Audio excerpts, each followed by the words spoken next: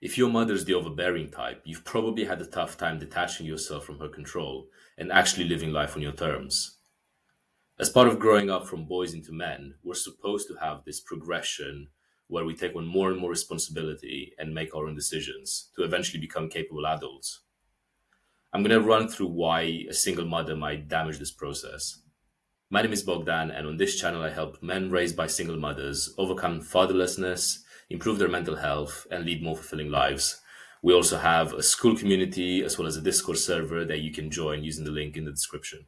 So, a major problem with overbearing single mothers is that the boy can grow up lacking independence, whether that's the mother making the decisions for him or taking up responsibility for everything in his life, for example, doing all the cleaning, all the cooking, and the DIY around the house. That boy is never going to develop the skills nor the resilience to actually face up to challenges, and he won't be able to think for himself. I vividly remember so many occasions growing up where I would be fiddling with a tool and trying to learn my way around basic DIY. Maybe he was drilling a hole for the first time. And because my father wasn't in the picture, of course, there was no one to teach me.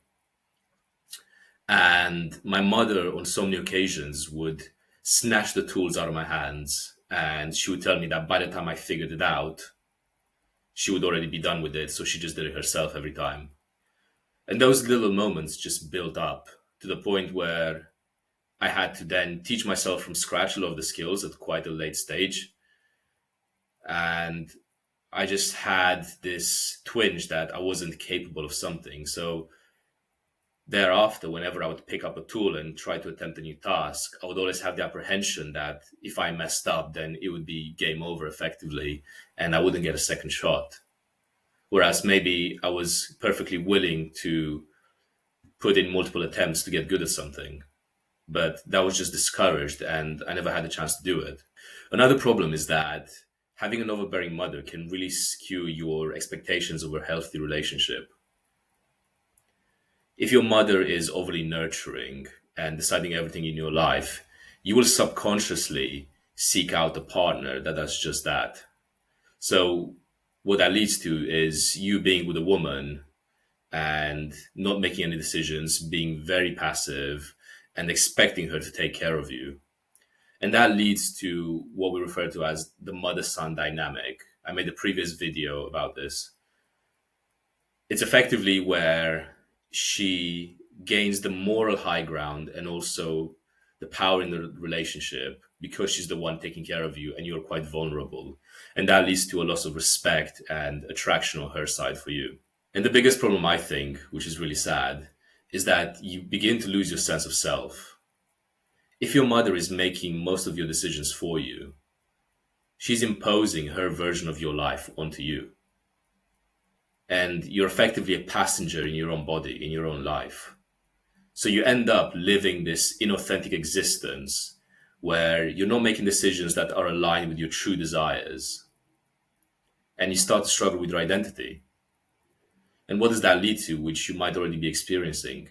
It leads to confusion over who you really are, and it leads to depression because you know what it is that you truly want to do, but you're scared of going for it because it's against your mother's wishes. I can think of a lot of occasions where I've made decisions in my life, which I now regret, in order to please my mother. And what I learned is that even if you sacrifice your happiness so she's pleased in the moment, she's going to find something else to be overbearing and displeased about that you're doing in your life 5 minutes later, a week later. So in the end, nobody really acknowledges the sacrifice that you feel you made and that you actually did make to make her happy.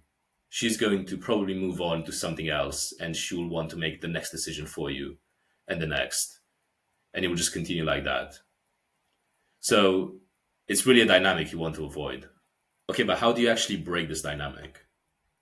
The first and most important thing that you could be doing by far is to start making your own decisions.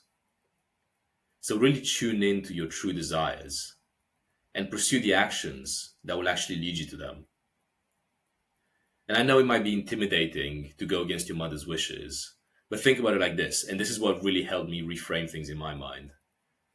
Think about being on your deathbed and looking back at the decisions you made And imagine the weight of the regret of having lived for someone else. I can't imagine many things that are scarier than that. Imagine living a lifetime, but not really living those years, knowing that at least you pleased your mother, who, to be honest, all she wanted, whether or not that was clear, was for you to be happy. And you failed at that. So, if anything, you're not even going against her wishes because deep down, what a healthy minded mother wants for a child is happiness. And if you being happy takes her being annoyed with you for 5 minutes, for a week, or for a year, then so be it. And the second thing that you can do is to try and gain more independence. And this will look different depending on the stage of your life that you're in. For example, if you currently live with your mother, you might be looking at moving out. But if you're in school right now, then that's not necessarily feasible. Whatever your situation is right now, think about all the channels through which your mother influences your decision making and try and limit them, or if you really need to, then cut them off temporarily, completely.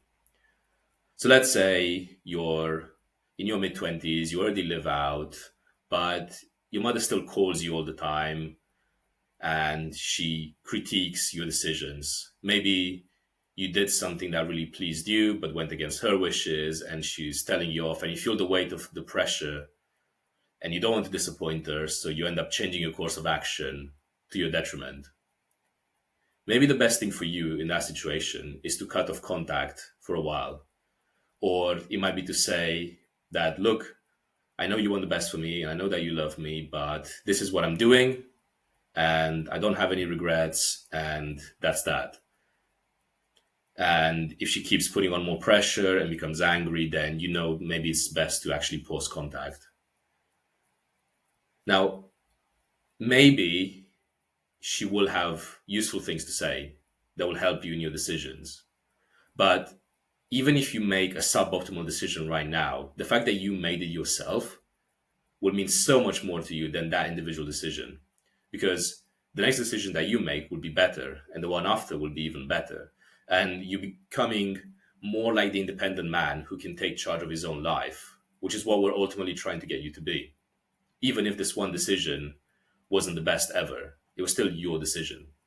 So in time, as you become better at this and more immune to your mother's pressure, you can start to reintroduce contact and you can start to hear her advice again. And then you can filter for what's actually useful from what she's saying and what's manipulative. But first, you need to take that hard stance where you kind of close yourself off and are being quite cold, because in the long run, it's actually going to be to your benefit. So if you have any experience in dealing with a single mother who's overbearing, then tell me about it in the comments below, as well as any tactics that you've successfully used to deal with the pressure. Remember, you can join our school community and our Discord server using the links in the description. And if you do want to see more videos like this, then please like and subscribe. It massively helps the channel. Otherwise, I'll see you in the next one.